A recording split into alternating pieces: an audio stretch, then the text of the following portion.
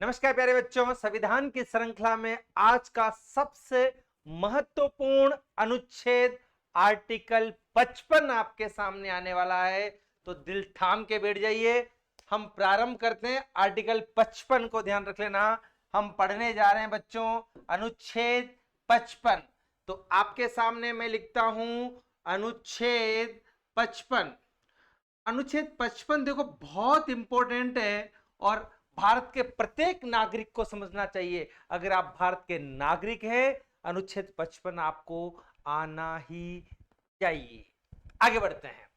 अनुच्छेद 55 क्या बोल रहा है बच्चों? अनुच्छेद 55 बोल रहा है कि राष्ट्रपति का जो निर्वाचन होगा उसकी प्रक्रिया क्या होगी। तो हम कह सकते हैं राष्ट्रपति के राष्ट्रपति के निर्वाचन की प्रक्रिया क्या बोल सकते हैं बच्चों? राष्ट्रपति के निर्वाचन की प्रक्रिया। हम इस टॉपिक को समझने जा रहे हैं, बहुत महत्वपूर्ण टॉपिक है और आपको पता होना चाहिए। तो बच्चों, राष्ट्रपति के निर्वाचन की प्रक्रिया आप देख रहे हैं, तो मैं आपसे पूछना चाहता हूं, क्या भारत की जनता राष्ट्रपति के निर्वाचन में भाग लेती है? पहला क्वेश्चन, क्या भारत की जनता राष्ट्रपति के निर्वाचन में भाग लेती है? मैं समझता हूं आपका हो सकता है आंसर नो हो, लेकिन मैं बताना चाहूंगा आपको, राष्ट्रपति के निर्वाचन में भारत की जनता भाग लेती है। अब आपका दिमाग खराब कि साहब ऐसे कैसे हो सकता है? राष्ट्रपति के निर्वाचन में भारत की जनता तो भाग लेती ही नहीं, हमने तो कभी राष्ट्रपति को चुनाव या वोट दिया ही नहीं। हम तो विधायक महोदय को देते हैं, हम सांसद महोदय को देते हैं, लेकिन हमने आज दिन तक राष्ट्रपति के निर्वाचन में भाग नहीं लिया।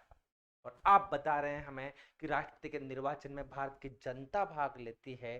तो देखते हैं बच्चों किस तरीके से लेती है। यह है मेरे देश की जनता, प्यारी प्यारी भोली भोली जनता है। मैं इस प्रकार से बना देता हूं इस मेरी प्यारी प्यारी जनता को। ये मेरे देश की जनता है बच्चों। तो जो मेरे देश की जनता है, ये जनता ध्यान रखना निर्वाचन में भाग लेती है, ये निर्वाचित करती है। मेरे देश की जनता निर्वाचित करती है। ये मेरे देश की जनता किस किस को निर्वाचित करती है बेटो? ये करती है विधायक को निर्वाचित करती है। आपको पता होगा, आप सीधे विधायक को, जो आपके एरिया का विधायक है, उसके निर्वाचन में भाग लेते हैं, उसके चुनाव में वोट डालने जाते हैं। आप सांसद के वोट में भाग लेते हैं। जब सांसद का चुनाव होता है तो आप मतदान के लिए मतदान केंद्र पर जाते हैं, और अगर नहीं जाते हैं तो उठा के ले जाते हैं। नेता उठा के भी ले जाते हैं, क्योंकि उनके एक वोट का बहुत बड़ा सवाल होता है। बात करते हैं सवाल के आगे। तो आपने, जनता ने मतदान किया विधायक और सांसद को, और ये मतदान किया बेटा कैसे किया? ये प्रत्यक्ष रूप से किया। ये मतदान कैसे किया आपने? ये मतदान आपका प्रत्यक्ष रूप से मतदान होता है, इस बात का ध्यान रखना। अब बात होती है कि साहब ये विधायक जो हैं, ये विधायक सीधा राष्ट्रपति को निर्वाचित कर, किसको निर्वाचित कर रहे हैं बच्चों? राष्ट्रपति को निर्वाचित करते हैं। और देखना मेरे प्यारे प्यारे नन्हे मुन्ने बच्चों, ये भी राष्ट्रपति को प्रत्यक्ष रूप से चुनते। जनता ने प्रत्यक्ष रूप से विधायक और सांसद को चुना, और विधायक सांसद ने प्रत्यक्ष रूप से राष्ट्रपति को चुना। लेकिन एक बात ध्यान रखना यार, और वो बात आपकी क्या है? बड़ी मस्त बात है। ये जनता राष्ट्रपति को चुनती, और चुनती है, शब्द देखना बच्चों, शब्द का नाम है परोक्ष, शब्द का नाम है अप्रत्यक्ष। अप्रत्यक्ष संवैधानिक रूप से सही नहीं है। संवैधानिक रूप से जो शब्द है वो परोक्ष है। तो हुआ ना चमत्कार, राष्ट्रपति के चुनाव में जनता ने भाग लिया। लेकिन कैसे परोक्ष रूप से, अप्रत्यक्ष रूप से जनता राष्ट्रपति के चुनाव में भाग लेती है। और मैं पहले की क्लासों में आपको बता चुका हूं, हमारा देश एक गणतंत्रात्मक देश है। मैंने आपको संविधान की परिभाषा में बताया था, संविधान की प्रस्तावना में बताया था कि हम भारत के लोग भारत को संपूर्ण प्रभुत्व संपन्न समाजवादी पंथ निरपेक्ष लोकतंत्रात्मक गणराज्य बनाने के लिए, आपने शब्द का प्रयोग दिया लोकतंत्रात्मक गणराज्य बनाने के लिए, तो बात आती है बच्चों, गणतंत्र का मतलब क्या होता है। हम विश्व के सबसे बड़े गणतंत्र के हिस्से हैं। गणतंत्र का मतलब क्या होता है? गणतंत्र का मतलब होता है मेरे प्यारे बच्चों, जहां की जनता राष्ट्रपति के निर्वाचन में भाग लेती है। या फिर हम बात कर सकते हैं कि जहां का राष्ट्राध्यक्ष देश की जनता द्वारा चुना जाए, अर्थात वह पद वंशानुगत न हो। ब्रिटेन में गणतंत्र है लेकिन पद वंशानुगत, लेकिन पद क्या है? वंशानुगत है। इसीलिए जब आर्टिकल 52 मैंने आपको पढ़ाया था, तब ये कहा था कि भारत का एक राष्ट्रपति होगा जो ब्रिटेन के राष्ट्राध्यक्ष के समकक्ष होगा। इसके समकक्ष? ब्रिटेन के राष्ट्राध्यक्ष के सम। वहां का राष्ट्राध्यक्ष राजा है, हमारा राष्ट्राध्यक्ष राजा नहीं है, राष्ट्रपति है। बात समझ में आई है? जनता भाग लेती है, पहली चीज। इजन क्लियर? देख लीजिएगा, आपको स्क्रीनशॉट लेना चाहें आप स्क्रीनशॉट ले सकते हैं, ध्यान रख लेना इस चीज का। अब बात करते हैं, हमारा जो सवाल और मुद्दा है, राष्ट्रपति का निर्वाचन कैसे होता है, इसकी रीति क्या है, व्हाट इज द प्रोसेस, इसकी रीति क्या है, किस रीति से इसका निर्वाचन होता है, किस तरीके से इसका निर्वाचन होता है, इसकी रीति के बारे में अगर हम जानना चाहते हैं तो देखिए इस क्लास में बने रहिए। इसके निर्वाचन की रीति क्या है बात करते हैं बेटा, मैं समझाता हूं आपको अगली स्लाइड के माध्यम से।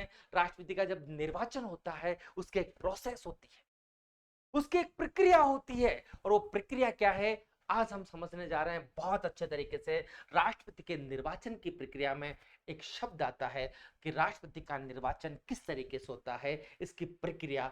तो यहां लिखते हैं राष्ट्रपति के निर्वाचन की प्रक्रिया, राष्ट्रपति के निर्वाचन की प्रक्रिया। इस बात का ध्यान रखना, हम इस प्रक्रिया के बारे में समझते हैं। बच्चों, राष्ट्रपति के निर्वाचन की प्रक्रिया की अगर मैं आपसे चर्चा करना चाहूंगा तो बहुत शानदार चर्चा आज हमारे होने वाली है। राष्ट्रपति के निर्वाचन की प्रक्रिया की अगर मैं बात करता हूं तो एक प्रक्रिया फॉलो होती है, वो होती है आनुपातिक प्रतिनिधित्व की। सब देखना, आनुपातिक प्रतिनिधित्व की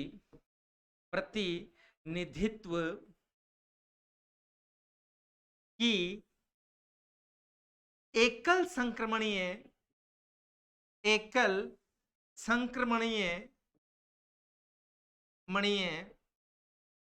गुप्त मतदान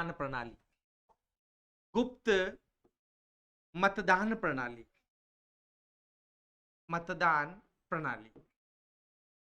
ध्यान रखना बच्चों, ये प्रोसेस है, ये प्रणाली है, ये प्रक्रिया है, और शब्द का नाम है आनुपातिक प्रतिनिधित्व की एकल संक्रमणीय गुप्त मतदान प्रणाली। हम इस शब्द को समझते हैं और समझ जाएंगे तो समझता हूं कि ये टॉपिक ही आपका क्लियर हो जाएगा। तो बच्चों बात करते हैं सबसे पहले गुप्त मतदान शब्द पर। क्या होता है गुप्त मतदान? गुप्त मतदान होता है जब आप मतदान के लिए पहुंचते हैं। मेरे प्यारे बच्चों, अगर आप 18 साल के ऊपर के हैं तो ही मतदान कर सकते हैं, ठीक है? 18 साल के ऊपर के हैं तो मतदान कर सकते हैं। इसका मतलब आपके अंदर सोचने समझने की क्षमता आ चुकी है, आप वैधानिक रूप से बालिग हो चुके हो, देश का नेता चुन सकते हो, देश का राष्ट्रपति चुन सकते हो। समझना मेरी बात। अब एक चीज और है यार, एक चीज और है। बड़ा अच्छा सा लगता है कि साहब शादी की उम्र कितनी है, बच्चे कई बार मुझसे पूछते हैं, तो शादी की उम्र हमने कहा 21 साल है। कि साहब जब हम राष्ट्रपति तो 18 साल में चुन सकते हैं, तो हम हमारे लिए लाडी क्यों नहीं चुन सकते, हमारे लिए लाडी क्यों नहीं ला सकते हम।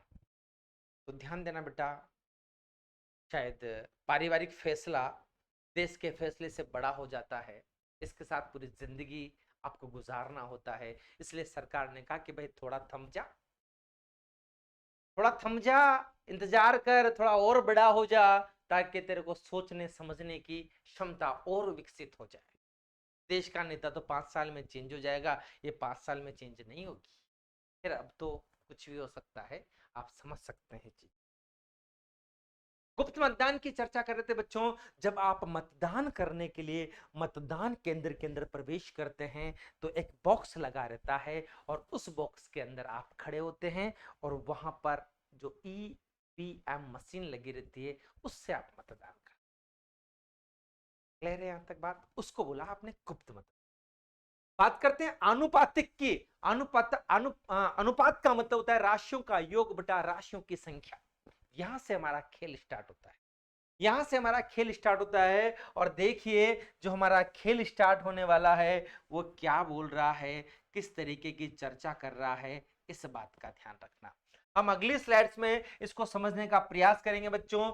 इस पूरी प्रोसेस को हम देखने जा रहे हैं। देखो, राष्ट्रपति के निर्वाचन में हमने क्या कहा, देश की जनता भाग लेती। तो अब हमें राष्ट्रपति का निर्वाचन कैसे करना है। राष्ट्रपति के निर्वाचन के लिए सबसे पहला जो प्रोसेस होता है, सबसे पहला प्रोसेस होता है, प्रोसेस क्या होता है बच्चों, कि राज्य की कुल जनसंख्या, राज्य की कुल जनसंख्या, याद रखना हम बात कर रहे हैं कुल जनसंख्या की, कि जिस राज्य के लिए हम चर्चा कर रहे हैं, कुल जनसंख्या में आपका वो भी आ चुका है जो शायद 18 वर्ष से नीचे का है। हम क्या कर रहे हैं, प्रतिनिधित्व देख रहे हैं कि यार इस व्यक्ति पर राजा है या नहीं। राज्य की कुल जनसंख्या, बेटा मतदाता नहीं ले रहे हैं, यहाँ पर जनसंख्या ले रहे हैं। अब इस राज्य की कुल जनसंख्या में हम क्या करते हैं, राज्य के निर्वाचित राज्य के निर्वाचित निर्वाचित राज्य के निर्वाचित विधानसभा सदस्य का भाग लगा देते हैं। विधानसभा विधानसभा सदस्य का भाग लगा देते हैं। पहली चीज, राज्य की कुल जनसंख्या में हमने क्या किया, राज्य के निर्वाचित विधानसभा सदस्य का बच्चों हमने इसमें भाग लगा दिया। ये हमारी पहली प्रोसेस। ये विधानसभा, राज्य के निर्वाचित विधानसभा सदस्य मतलब आपका ये एमएलए है। एमएलए का मतलब क्या होता है बेटा, member of legislative legislative legislative assembly, member of legislative assembly. जो हमारी विधानसभा का सदस्य होता है उसको एमएलए कहते हैं। अब देखो, हर राज्य में एमएलए की संख्या जनसंख्या के आधार पर अलग अलग है। ध्यान रखना, राज्य की कुल जनसंख्या हमने क्या किया, निर्वाचित सदस्य का भाग लगाया। और एक बात और मैं इसके बीच में आपको बताना चाहूंगा, राष्ट्रपति के निर्वाचन में, इसके पहले बताया था मैंने, केवल निर्वाचित सदस्य भाग लेते हैं। इसके पहले मैंने आपको आर्टिकल 54 में समझा दिया था कि कौन कौन भाग लेता है। तो ध्यान देना, निर्वाचित सदस्य भाग लेते हैं। अब राज्य की जनसंख्या कुछ भी हो सकती है, राज्य की जनसंख्या कुछ भी हो सकती है, और सदस्यों की संख्या भी कुछ भी हो सकती है। अब जब आंकड़ा बड़ा आएगा बेटा, तो हमने क्या किया, इसमें मल्टीप्लाई कर दिया 1/1000 से, ताकि इसका संक्रमण कर दिया, इसको कम कर दिया, आंकड़ा कम हो जाएगा। क्योंकि समान राशि को समान राशि से हम क्या कर रहे हैं, उसका मल्टीप्लाई कर रहे हैं, और बटा 1000 रखते हैं। तो बेटा जैसे ही हमने इस प्रोसेस को अपनाया, तो हमारे पास क्या निकल कर आया, इस पूरी प्रक्रिया से इस पूरी प्रक्रिया से हमारे पास जो आंसर निकल के आया है बच्चों, वो निकल कर आया है, मैं यहां लिख देता हूं, हमारे पास आया है एक विधायक का मत मूल्य। एक विधायक का मत मूल्य निकल कर आ गया। मैं समझता हूं यहां तक समझ में आ जाएगा। कुल मिला के आपको क्या करना है, उस राज्य की जनसंख्या में उस राज्य के निर्वाचित एमएलए का भाग दे देना है, बटा 1000 कर दो, तो एक विधायक का मत मूल्य आ गया। अब देखो, हर राज्य के विधायकों का मत मूल्य बिल्कुल डिफरेंस है, अलग अलग है। अगर मैं राजस्थान की बात करूं बेटा, तो राजस्थान में हमारे 200 विधायक हैं, 200 एमएलए हैं, और यहाँ की जनसंख्या में 68661 जो हमारी जनसंख्या है, उसमें अगर मैं भाग लगा देता हूं 200 का, बटा 1000 कर देता हूं, तो मेरा एक विधायक का मत मूल्य आ जाता है। लेकिन फिर आप कहोगे कि साहब अगर आप इस कैलकुलेशन को करके देखेंगे तो हमारा आंसर डिफरेंस होगा। डिफरेंस इसलिए होगा क्योंकि राष्ट्रपति के चुनाव में 1971 की जनगणना को आधार बनाया गया है और ये 2026 तक रहेगा। मैं नोट डाल के यहां लिख देता हूं और इस बॉक्स में उस नोट को सजा देता हूं। क्या किया, 1971 की जनसंख्या को या जनगणना को आधार बनाया गया है, आधार माना जाता है गया है, और कब तक, जो 2026 तक रहेगा। इस बात का ध्यान रखना। इसीलिए राजस्थान से एक विधायक का मत मूल्य, अगर मैं एग्जाम्पल में देखना चाहता हूं, उदाहरण में देखना चाहता हूं, तो राजस्थान का उदाहरण देखूंगा और राजस्थान के उदाहरण में आपको बताऊंगा। से एक विधायक का राजस्थान से एक विधायक का मत मूल्य अगर मैं आपको बताना चाहूंगा, तो मेरे राजस्थान से एक विधायक का जो मत मूल्य होने वाला है मेरे बच्चों, राजस्थान से एक विधायक का मत मूल्य, ये कई बार क्वेश्चन आ चुका है, आपको बहुत अच्छे तरीके से याद रखना है, वो है आपका 129। इस बात का ध्यान, कई बार क्वेश्चन आया है इस प्रकार के फॉर्म में, जब आप डालते हैं तो राजस्थान से एक विधायक का मत मूल्य हमेशा पूछा जाता है। आंसर आप देंगे 129 इसका आंसर है बच्चों। बहुत शानदार क्वेश्चन है और आरपीएससी के अधिकांश एग्जाम में तो अगर भारतीय संविधान से क्वेश्चन आता है तो ये क्वेश्चन तो बड़ा फेवरेट सा है। ये फेवरेट कब तक रहेगा, 2026 तक फेवरेट रहने वाला है, इस बात का ध्यान रखना बच्चों। ये पूरी प्रोसेस सभी राज्यों में की जाएगी जो राज्य राष्ट्रपति के निर्वाचन में भाग ले रहे हैं। यहां तक समझता हूं आपको समझ में आया होगा। आगे बात करते हैं बच्चों, और ये अब चलने वाली हमारे पास दूसरे नंबर की प्रक्रिया। दूसरे नंबर की प्रक्रिया में सबसे पहले क्या होगा, जितने भी विधायकों के हर राज्य के अलग अलग मत मूल्य आए थे उनको हम जोड़ देंगे। तो आपके पास क्या आएगा, आपके पास आएगा कुल विधायकों का मत मूल्य आपके पास आ चुका है।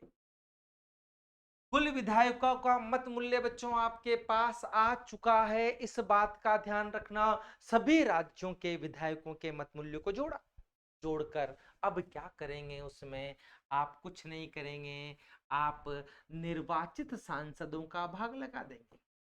निर्वाचित सांसद का आपने अगर भाग लगा दिया तो बच्चों फिर क्या आएगा, एक सांसद का क्या निकल के आएगा मेरे प्यारे बच्चों, एक सांसद का मत मूल्य निकल कर आ जाएगा, मत मूल्य निकल कर आ जाएगा। इजन क्लियर है। अब देखो समझ में आ गई बात, हमने एक सांसद का मत मूल्य निकाल लिया, हमने एक विधायक का मत मूल्य निकाल लिया, और अब थर्ड प्रोसेस क्या चलने वाली है मेरे प्यारे बच्चों?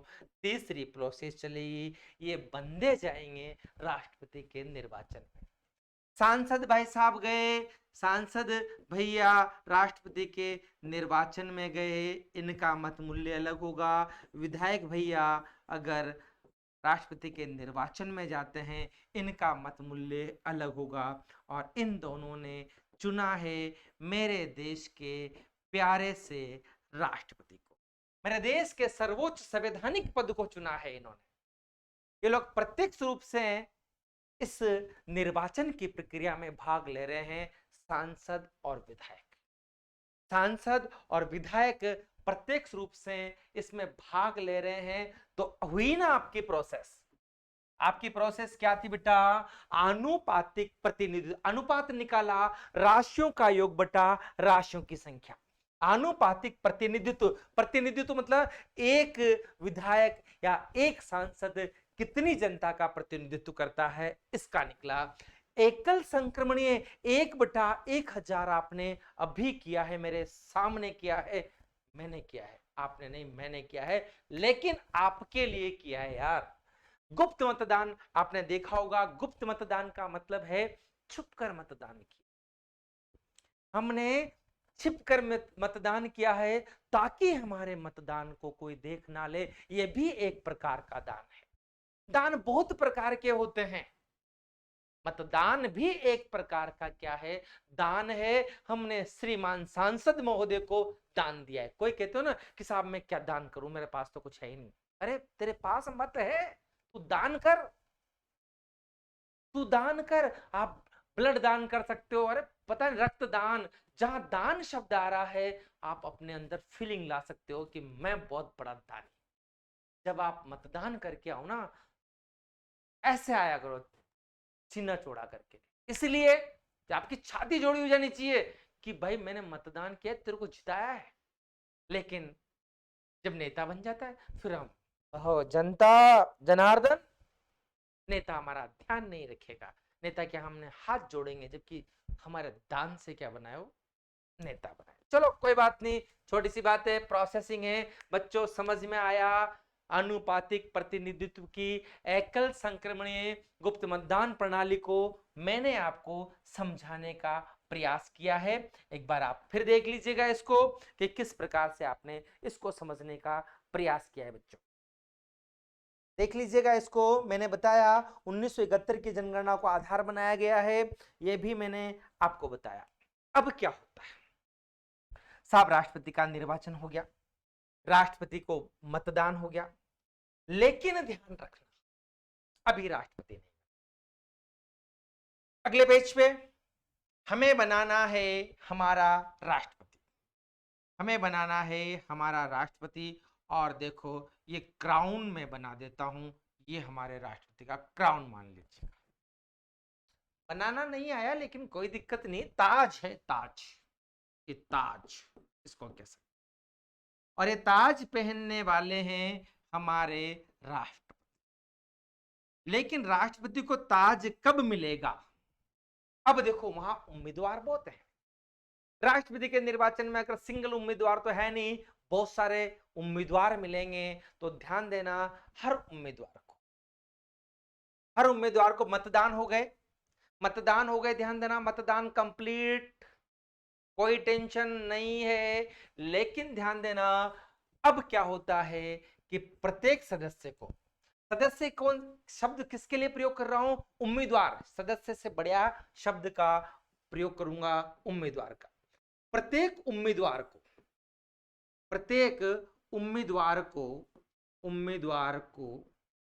कुल वैध पड़े मतों का, कुल वैध पड़े मतों का एक निश्चित कोठा कह सकते हैं या भाग कह सकते हैं, भाग प्राप्त करना होता है। इस बात का ध्यान रखना। एक निश्चित कुल वेद पढ़े, वेद का मतलब जो वैलिड है, इनवैलिड मतों की बात नहीं कर रहा, कुल वेद पढ़े मतों का एक निश्चित कोटा अगर कोई उम्मीदवार प्राप्त करता है तो ध्यान देना अभी नहीं बना है, अभी तो यह है कि अगर नहीं प्राप्त किया तो जमानत रद्द, जमानत जब्त हो जाएगी बंदे की। तो जमानत राशि रखी थी उसने, वो जमानत राशि खत्म। इस बात का ध्यान रखना। इसके पहले वाली क्लास में मैं आपको बता चुका हूं कितने व्यक्ति चाहिए, कितने व्यक्ति उसके निर्वाचन के लिए चाहिए, कितने उसको मतलब आगे बढ़ाएंगे कि साहब ये बन जाना चाहिए। ये पिछली क्लासों में मैं बता चुका हूं, इस बात का ध्यान रखना। प्रत्येक उम्मीदवार को कुल वेद पढ़े मतों का एक निश्चित भाग प्राप्त करना होता है। जब उसने निश्चित भाग प्राप्त कर लिया, ठीक है साहब तुम वैलिड हो, लेकिन अभी ताज इंतजार करें, वहां ताज इंतजार करें, ताज आपके चेहरे पे या आपके सिर पर नहीं रखा जाएगा, अभी तो आप प्रोसेस में ही चल रहे हैं। अब प्रोसेस में कब तक, अब क्या होगा, कौन जीता, कौन जीता इसका फैसला किस आधार पे होगा, इसका फैसला इस आधार पे होगा जब तक कि किसी उम्मीदवार को एक निश्चित मत नहीं मिल जाए जीतने के लिए, जो स्पष्ट बहुमत नहीं मिल जाता, तब तक प्रोसेसिंग चलती रहती है, तब तक प्रक्रिया फॉलो होती रही है। अब देखना, ये प्रथम वरीयता के आधार पे, इसको क्या बोल रहे हैं, प्रथम वरीयता। प्रथम वरीयता में अगर किसी बंदे को निश्चित पड़े वरीयता में अगर निश्चित पड़े मत दो, मैं इसको मिटा देता हूं बेटा। प्रथम वरीयता में इस प्रकार से चला, अगर प्रथम वरीयता में परिणाम मिल गया तो ठीक है, नहीं तो द्वितीय वरीयता चलेगी। तो जो सबसे लास्ट में होगा उस कैंडिडेट के मतों को पहले वाले कैंडिडेट के मतों में मिला दिया जाएगा और उसको समाप्त कर दिया जाएगा नीचे से, अगर ज्यादा उम्मीदवार है तो। ध्यान रखना, फिर द्वितीय वरीयता यहां पर चलती है, और द्वितीय वरीयता ये तब तक चलती रहती है जब तक कि एक उम्मीदवार निश्चित मत प्राप्त नहीं कर लेता। यह प्रक्रिया में लिख देता हूं, यह प्रक्रिया तब तक चलती है जब तक कि, यहां लिख देते हैं, स्टार लगा के लिखते हैं बेटा, यह प्रक्रिया प्रक्रिया तब तक चलती है, तब तक चलती है जब तक कि जब तक कि तक कि किसी उम्मीदवार को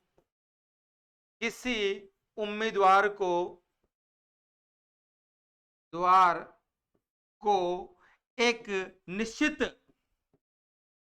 एक या कोई किसी उम्मीदवार को एक निश्चित, जब तक कि थोड़ा सा मैं रीच करता हूं, जब तक चलती है तक कि कोई उम्मीदवार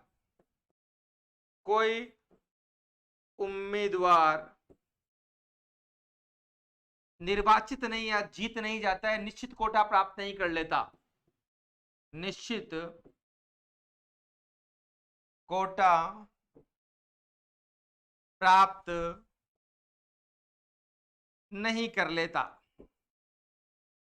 तब तक चलती रहती है, कर लेता मतलब जब तक नहीं जीतेगा तब तक यह प्रक्रिया चलती ही रहेगी। इस बात का ध्यान रखना, निश्चित कोठा कह सकते हो, निश्चित मत प्राप्त नहीं कर लेता आप इसको कहते हो। जब निश्चित मत मिल जाएगा तब बंदे के सिर पर ताजपोशी होगी, तब बनकर आएगा भारत का राष्ट्रपति। इतनी बड़ी प्रोसेसिंग आप देख लीजिएगा इसको, और ये आपके सामने है इस चीज पे। अब मैं कुछ महत्वपूर्ण बातों की चर्चा कर लेते हैं, महत्वपूर्ण बातें हम देखते हैं संविधान की श्रृंखला में। हम देखते हैं इस आर्टिकल पे महत्वपूर्ण तथ्य, महत्वपूर्ण तथ्य। तो बच्चों इस महत्वपूर्ण तथ्यों में आपको पहला तथ्य याद रखना है, और पहला तथ्य है आपकी स्क्रीन पे। क्वेश्चन आ जाए कि राष्ट्रपति के निर्वाचन की रीति कौन से अनुच्छेद में है, अनुच्छेद पूछा जाए अनुच्छेद 55। राष्ट्रपति का निर्वाचन किस प्रक्रिया से होता है, किस रीति से होता है, आंसर देना है आनुपातिक प्रतिनिधित्व की एकल संक्रमणीय गुप्त मतदान प्रणाली। इसके बाद जनरली छोटे क्वेश्चन पूछे जाते हैं, लिखने वाले क्वेश्चन में अगर आप पीएससी की तैयारी कर रहे हैं, यूपीएससी की तैयारी कर रहे हैं, तो आप लिखोगे तो आप पूरी प्रक्रिया वहां समझाओगे कि साहब इस रीति से इसका निर्वाचन किया जाता है। लेकिन अगर आप रिटन एग्जाम नहीं है, और रिटन एग्जाम नहीं तो फिर आपसे कुछ और भी क्वेश्चन पूछे जा सकते हैं, और भी क्वेश्चन में हमारे पास ये आ सकता है कि साहब आप बताइए किस राज्य में किसी विधायक का मत मूल्य सर्वाधिक है।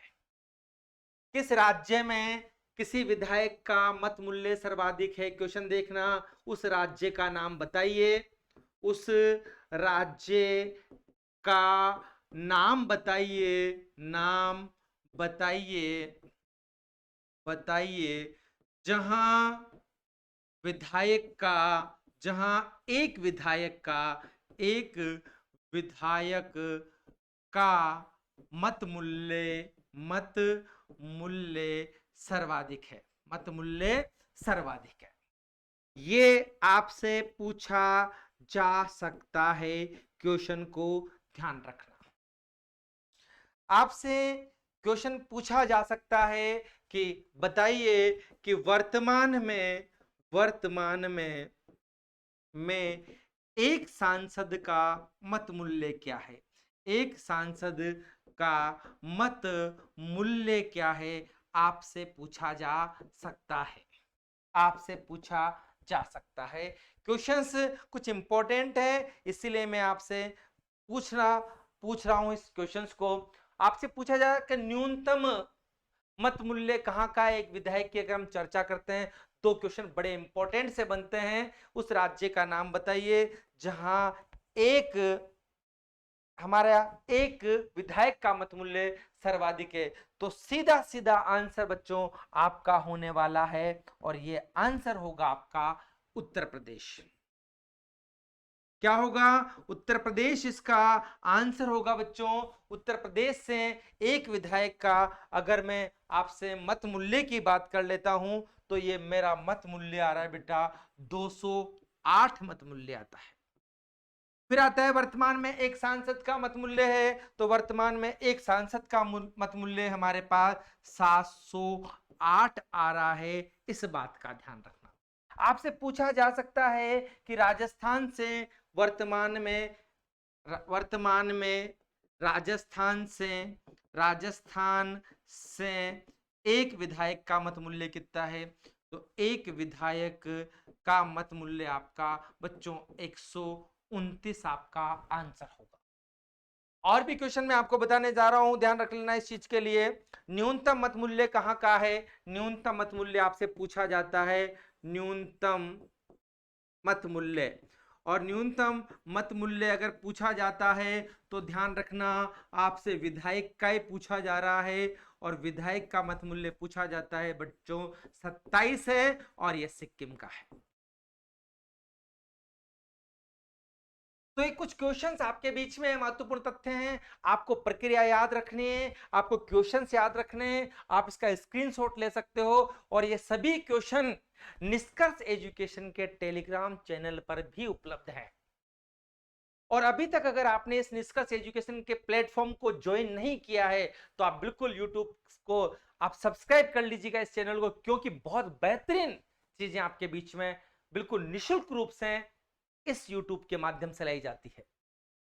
आपके बीच में उन सभी क्वेश्चन को उठाया जाता है, और भी मेंटर टीचर इस एजुकेशन प्लेटफॉर्म पर हैं, आप उनकी सेवाएं ले सकते हैं। और बच्चों सब निःशुल्क चल रहा है,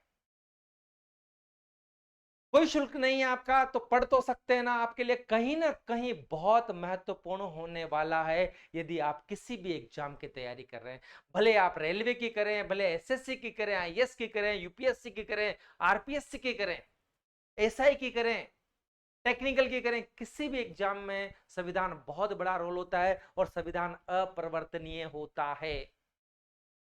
ये मैंने गलत बोला, अपरिवर्तनीय बेटा समय समय में संशोधित होता है, इसको संशोधन कर सकते हैं, लेकिन कुछ चीजें हैं जो अपरिवर्तनीय होती है, इस बात का ध्यान रखना। इसीलिए मेरे प्यारे बच्चों लाइक करें, सब्सक्राइब करें, और आपका प्यार यूं ही बना रहे। ये आज हमारा आर्टिकल 55 है, आशा करता हूं कि समझ में आया होगा।